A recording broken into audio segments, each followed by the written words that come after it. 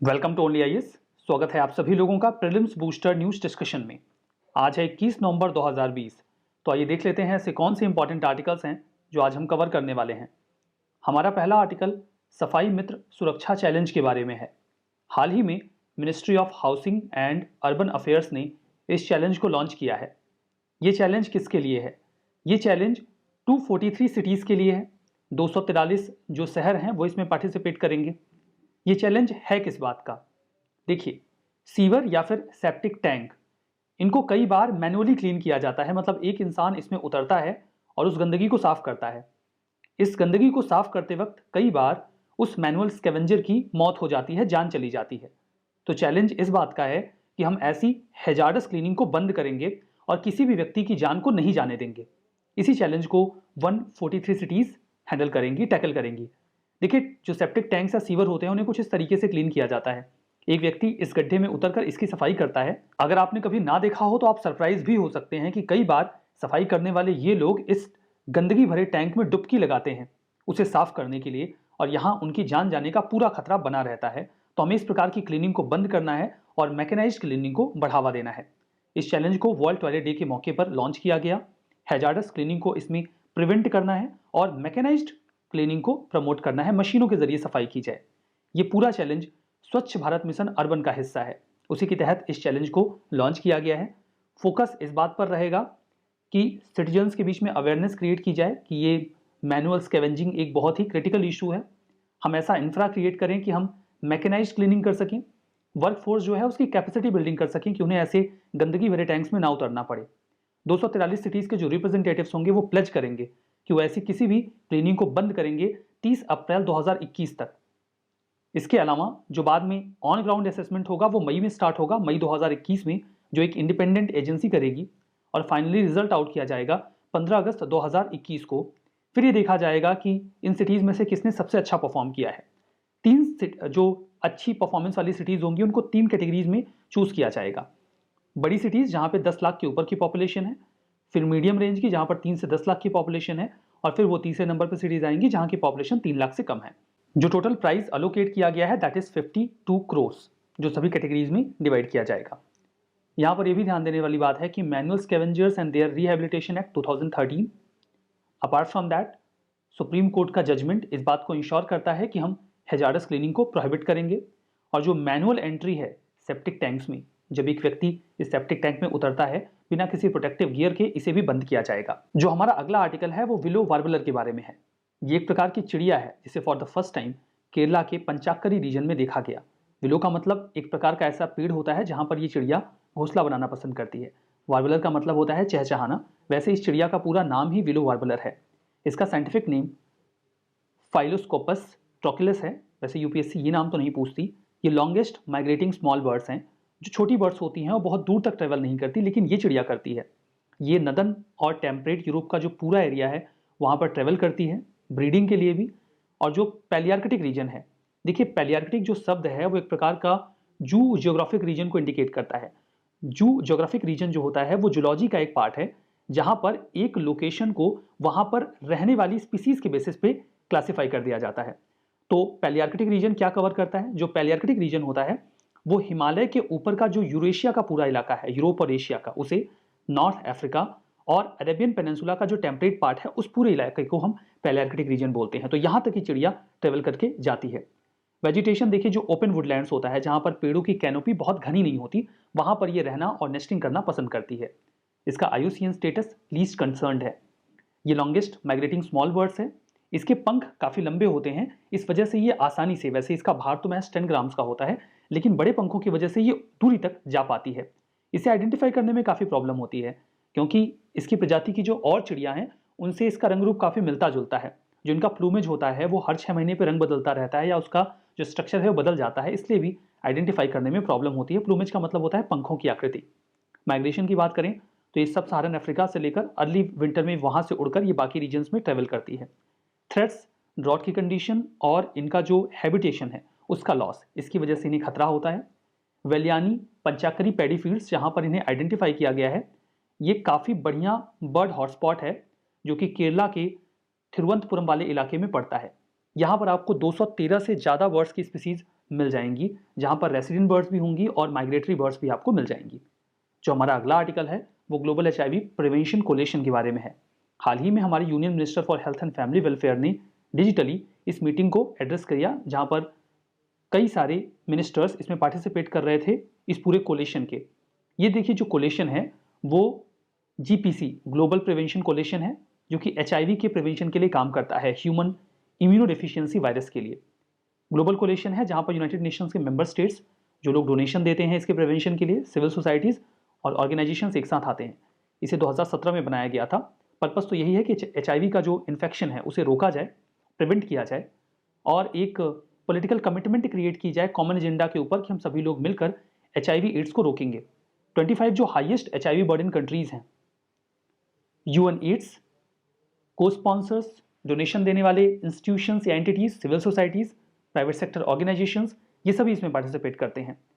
जो 2016 में एक पॉलिटिकल डिक्लेरेशन की गई थी कि हम एड्स को ख़त्म करेंगे 2030 तक, जिसमें यह भी कहा गया था कि 75% केसेस रिड्यूस किए जाएंगे 2020 तक और इनकी संख्या 5 लाख से कम लाई जाएगी। इस कमिटमेंट को पूरा करने के लिए कोलेशन वर्क करता है। HIV का मतलब होता है ह्यूमन इम्यूनोडेफिशिएंसी वायरस, जो किसी भी इंसान के इम्यून सिस्टम को वीक कर देता है, जो हमारी बॉडी को बचाता है। और इसका जब ये इन्फेक्शन बहुत ज़्यादा बढ़ जाता है हाईएस्ट लेवल पे, तो उसे एड्स कहा जाता है, जिसका फुल फॉर्म है एक्वायर्ड इम्यूनोडेफिशिएंसी सिंड्रोम। ये एडवांस स्टेज है HIV इन्फेक्शन का। एड्स को रोकने के लिए इंडिया में कई तरीके के और इनिशिएटिव लिए गए हैं, that's is like project sunrise. Project sunrise ministry of health and family welfare ने 2016 में लॉन्च किया था, ताकि नॉर्थ ईस्टर्न रीजन में जो HIV की प्रेवलेंस है उसे रोका जा सके, जहां पर ड्रग्स का इस्तेमाल हो रहा है उस एरिया में पार्टिकुलरली।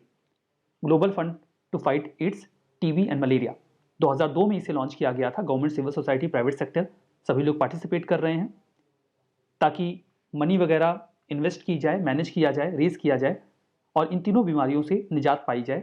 इसका हेडक्वार्टर स्विट्जरलैंड के जिनेवा में है। हमारा अगला article global bribery risk matrix के बारे में है।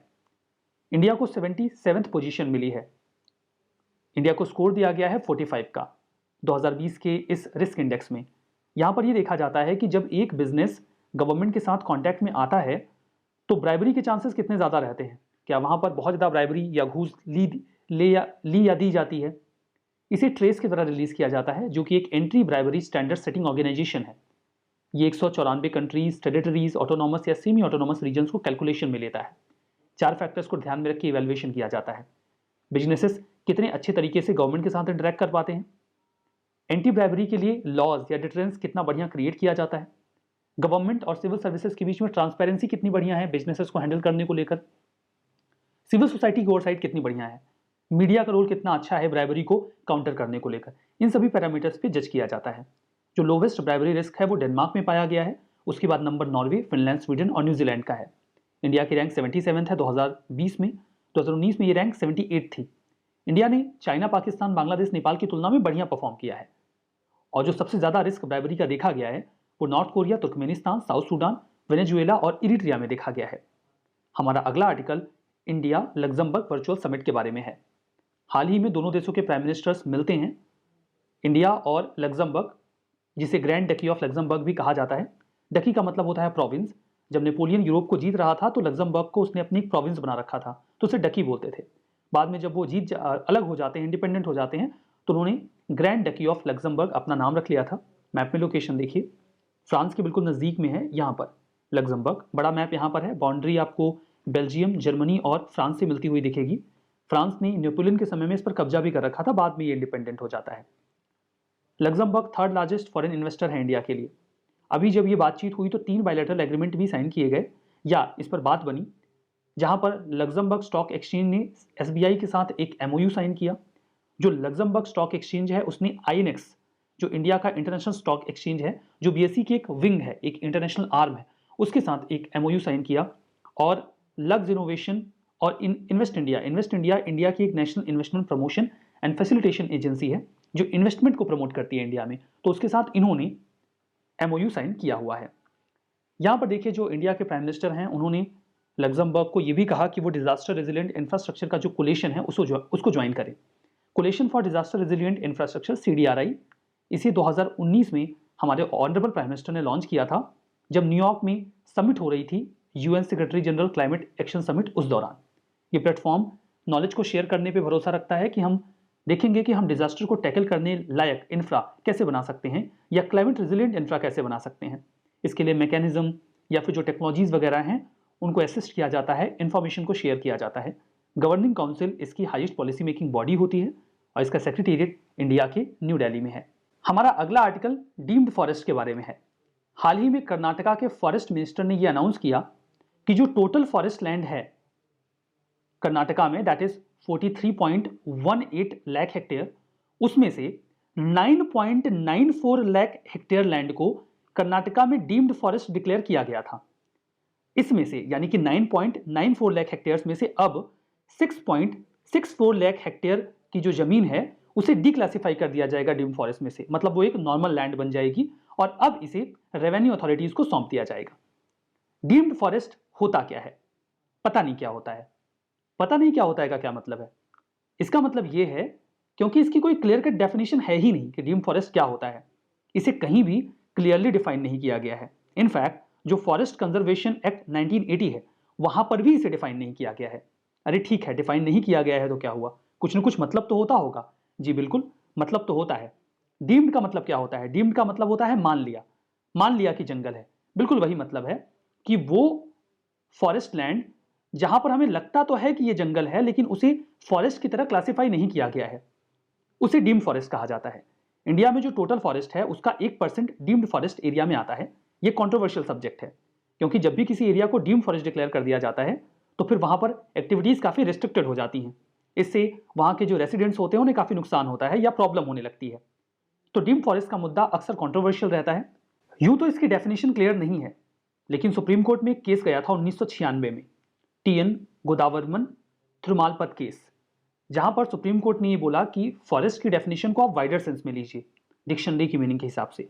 मतलब वो हर फॉरेस्ट एरिया जिसे स्टैच्यूटरी बाय लॉ रिकॉग्नाइज किया गया हो फॉरेस्ट, कोई रिजर्व या प्रोटेक्टेड एरिया, या फिर कोई भी ऐसा एरिया जिसे as a forest government record में डॉक्यूमेंट कर दिया गया हो इरिस्पेक्टिव ऑफ ओनरशिप। उसकी ओनरशिप किसके पास है इससे फर्क नहीं पड़ेगा। और फॉरेस्ट के कंजर्वेशन के जो नॉर्म्स हैं, प्रोविजंस हैं, वो हर प्रकार के फॉरेस्ट पे एप्लीकेबल होंगे, चाहे उस पर किसी की भी ओनरशिप क्यों ना हो।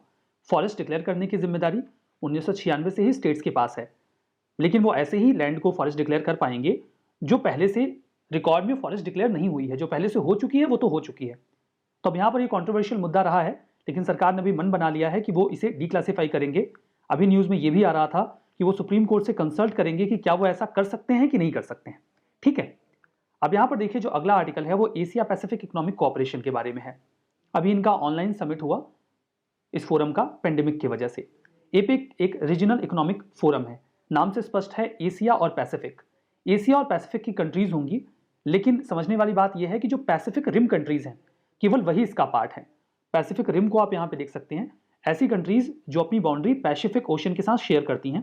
इंडिया शेयर नहीं करता, मतलब इंडिया इसका पार्ट नहीं होगा। ये कंट्रीज जो ग्रीन है ये इसका पार्ट है। इनका उद्देश्य ये है कि इस पूरे रीजन में प्रॉस्पेरिटी को लाया जाए, बैलेंस्ड, इंक्लूसिव और सस्टेनेबल इनोवेटिव ग्रोथ को इंश्योर किया जाए। इसे 1989 में स्टैब्लिश किया गया था।